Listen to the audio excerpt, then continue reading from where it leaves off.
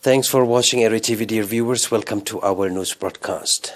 Here are the headlines.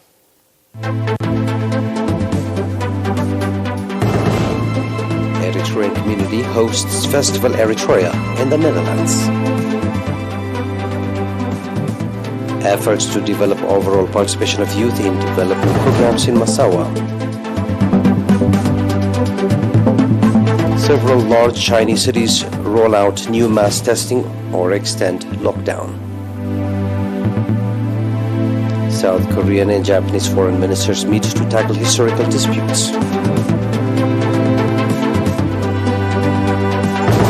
In our domestic news, annual Eritrean Community Festival in the Netherlands was enthusiastically conducted on 15 and 16 July in the city of Rijswijk.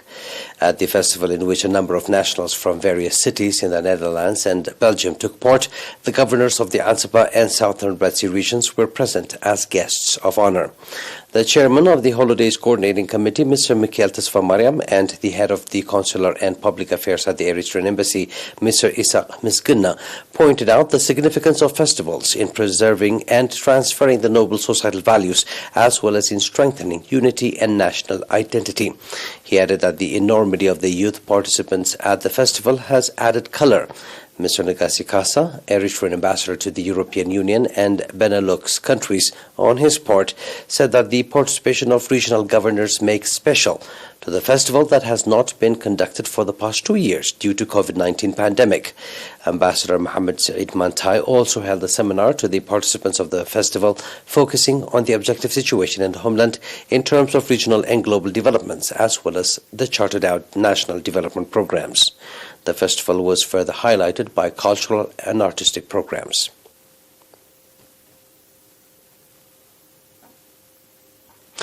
At a meeting, the National Union of Eritrean Youth and Students branch in the Northern Red Sea region conducted in Massawa underlined the strong efforts exerted to develop the overall participation of the youth in national development programs.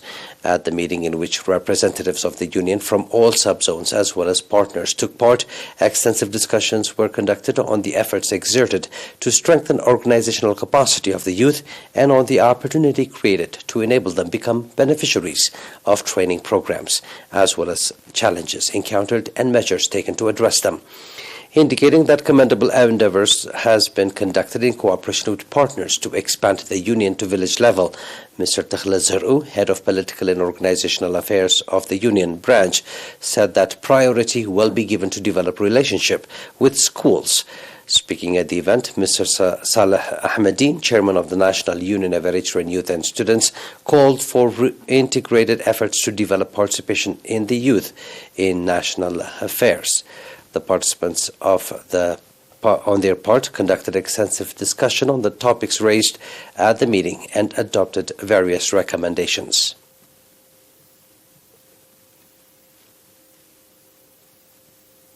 Three months training on beauty salon was given to 35 women in Tsorona subzone. The concluding event of the training, held on 10 July, Mr. Ibrahim Tesfamariam, head of the National Union of Eritrean Youth and Students branch in the subzone, said that developing vocational capacity is one of the basic ordinances of the youth, and strong efforts will be exerted to further develop the overall capacity of the youth. Mr. Negasi Tesfa Gargish, representative of the administrator of the subzone, on his part, called on the trainees to apply the training they have acquired and were provided with to improving their livelihoods and become agents of change in their area. According to the National Union of Eritrean Youth and Students branch in the subzone, in the past 6 months alone, 101 youth have been provided with vocational training in various fields. Announcement from the Ministry of Health. 4 patients have been diagnosed positive for COVID-19 in tests carried out today at testing stations in the Central Region. On the other hand, 2 patients who have been receiving medical treatment in hospital in the Central Region have recovered fully and have been discharged from the facility. The total number of recovered patients has accordingly increased to 9,711, while the number of deaths stands at 103. The total number of confirmed cases in the country to date has increased to 9,882. Ministry of Health, Asmara, 18 July 2022. Those are domestic news. Please stay tuned for the international right after the short break.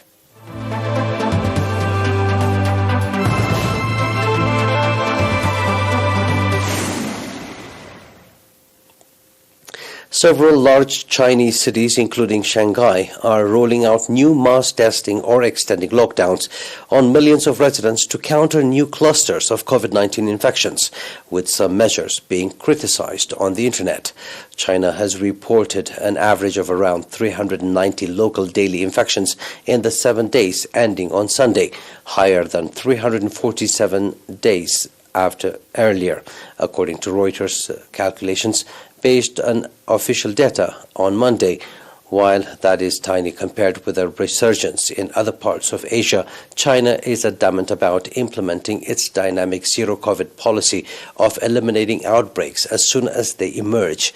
Previously, when a flare-up became a major outbreak, local officials had been compelled to take tougher actions, such as month-long lockdowns, even at the cost of economic growth. Persistent outbreaks and more closures could add pressure on the world's second-largest economy, which contracted sharply in the second quarter from the first after widespread COVID lockdowns jolted industrial production and consumer spending. The commercial hub of Shanghai, yet to fully recover from the harsh 2 months lockdown in the spring and still reportedly daily, plans to hold mass testings in many of its 16 districts and in some smaller areas where new infections had been reported recently after similar testing last week.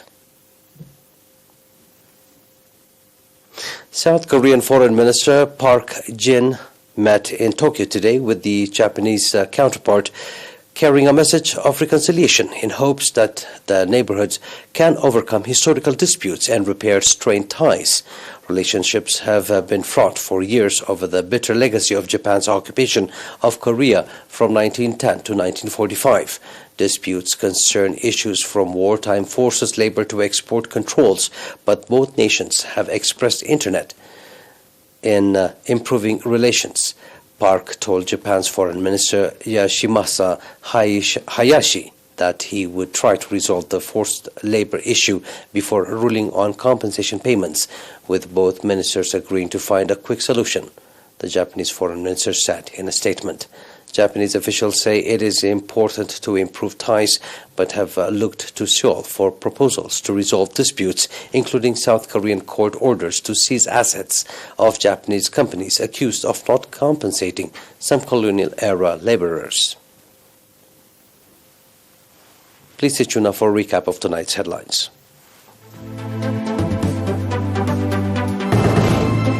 Eritrean community hosts Festival Eritrea in the Netherlands.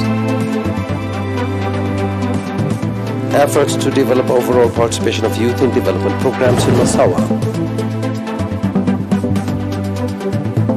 Several large Chinese cities roll out new mass testing or extend lockdown.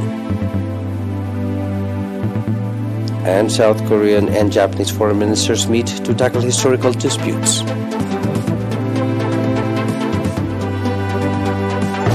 Those are news for tonight, dear viewers. It is good night from us.